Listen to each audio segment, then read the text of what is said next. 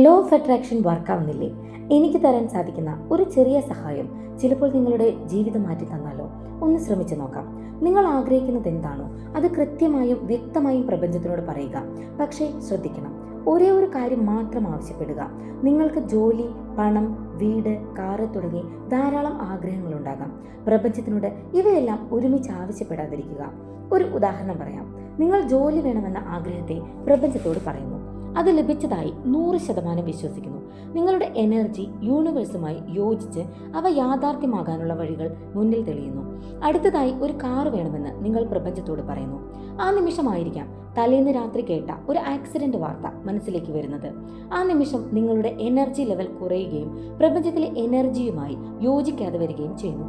നിങ്ങൾ നേരത്തെ ആഗ്രഹിച്ച കാര്യത്തെ പോലും അത് നെഗറ്റീവായി ബാധിക്കാം. ഒരുപാട് വിഷസ് ഒന്നിച്ചു പറയുമ്പോൾ നേരിടാൻ പോകുന്ന ഒരു പ്രധാന പ്രശ്നം ഇതാണ്.